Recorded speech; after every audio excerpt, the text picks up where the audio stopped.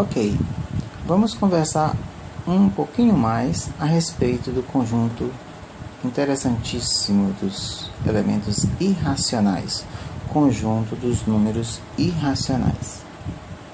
Uma questão legal é discutirmos, por exemplo, quando você tem um número irracional adicionado a um racional e discutir se o resultado é racional ou irracional. Olha só, vamos supor que eu tenha um número irracional e eu estou adicionando a um número racional R. E eu tenho um resultado que eu vou chamar de uma incógnita X. Aí a nossa pergunta é: X pertence a quê? Ou X pertence a Y?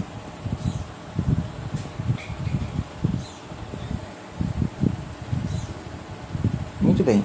Olha só como é que a gente pode chegar a uma conclusão, usando aquela nossa história do raciocínio pelo absurdo. É muito útil, né, esse tipo de raciocínio para a matemática.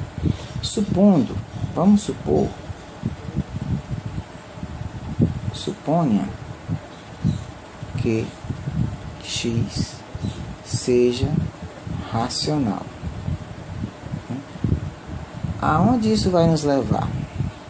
Eu teria um número irracional mais um número racional igual a um número racional. Ora, isso implicaria que eu teria um número irracional como sendo igual a um número racional X menos um número racional R. Ou seja, uma operação de subtração entre dois racionais resultando um irracional. Um absurdo, né? Por que é um absurdo? Porque quando eu faço uma subtração de dois racionais ou uma adição de dois racionais, o resultado é racional. Logo eu posso concluir que X, né? Podemos colocar assim. Concluímos que X não pertence aos racionais. Logo, se X pertence a um número real, né? X pertencerá aos irracionais. Aqui estamos no universo dos números reais, dos números que estão associados a um ponto na reta ou ao tamanho de um segmento. Estamos nesse universo. Muito bem. Dito isso, a gente pode concluir que se eu tenho um número irracional mais um racional, eu vou ter como resultado um elemento irracional. De forma análoga, se eu tiver um número irracional vezes um racional, eu vou ter como resultado um elemento irracional. Isso, mais uma vez, expande significativamente a ideia de exemplos de elementos irracionais. Por exemplo, eu poderia citar aqui, vamos supor, se eu colocasse assim, a raiz quadrada de 2 mais b. Né? Então, no momento em que a e b são números racionais, a e b pertencente aos racionais, né? Esses resultados todos são pertencentes aos irracionais, porque raiz quadrada de 2, como nós bem sabemos, é um elemento irracional. Ao ser multiplicado por a racional, resulta irracional. Ao ser adicionado por b racional, resulta também irracional. Beleza. Existe uma pegadinha que não custa nada comentar, né? Que é quando alguém diz assim: a soma de dois irracionais é irracional, sempre, né? É irracional. Aí você tem aquela, é uma pegadinha, basta você considerar assim, ó, raiz quadrada de 2 mais 3 é irracional. Aí você vai somar com raiz quadrada de 2 menos 3, que é irracional também. Mas isso aqui vai dar quanto, né? Isso vai dar... Não, esse exemplo aqui não é o que eu quero falar. Vamos colocar diferente. Vamos colocar assim, para aproveitar até aqui. Menos raiz de 2, né? Mais 3. Agora sim, porque o que eu quero fazer é eliminar a parte irracional, não é isso? Isso aqui vai dar quanto? Esse cara aqui é um elemento irracional. Esse aqui também é um elemento irracional. Por quê? Porque eu estou somando 3 menos raiz de 2, que é irracional, ou mais raiz de 2, que é irracional. Agora, quando eu faço essa operação, eu vou ter o que? Raiz de 2 menos raiz de 2, que vai dar 0, né? Mais 3, ou seja, 6, que pertence a n. Ou seja, eu estou apresentando então um exemplo em que eu tenho um elemento irracional com um outro irracional, mas cuja adição simples é um natural, né? Isso é uma pegadinha, ou seja, eu posso ter a soma de dois irracionais. Agora, quando eu tenho uma soma de um racional com um irracional, certamente, como nós já vimos, o resultado é irracional.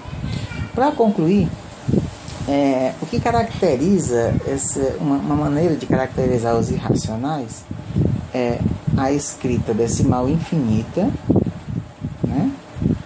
Escrita decimal infinita.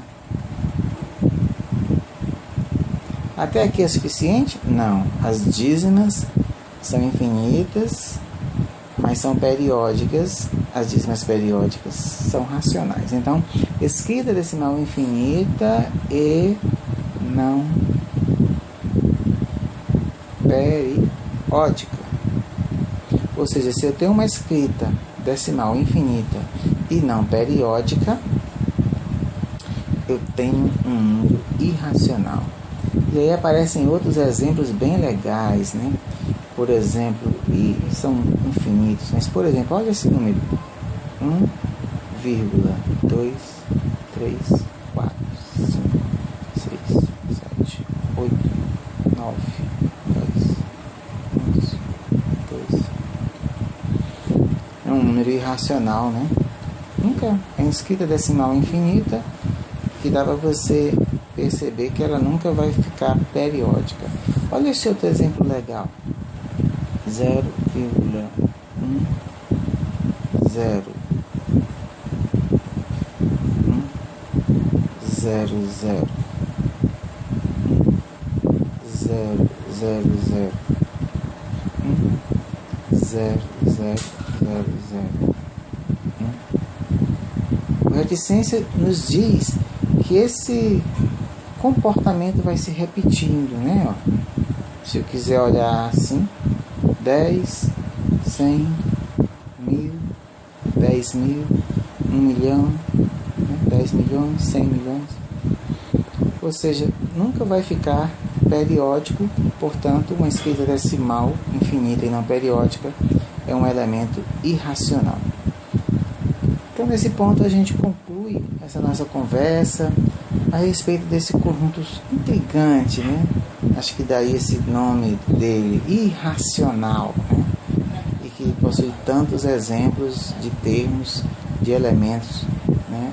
Que a gente pôde nesses últimos vídeos demonstrar e apresentar para dar uma ideia da dimensão desses elementos. E eu não poderia, estava quase esquecendo, mas eu não poderia deixar de citar um outro exemplo que é muito presente no nosso estudo de matemática, que é o π. O número π também é um número irracional, né? Ele é igual a 3,141592, até aí eu memorizei, mas ele nunca aparece nunca se transforma em algo periódico e a escrita dele é infinita. Mais um exemplo super importante de elemento irracional, né, desse conjunto dos números irracionais. Aí a gente conclui esse nosso bate-papo sobre esse conjunto dos números irracionais.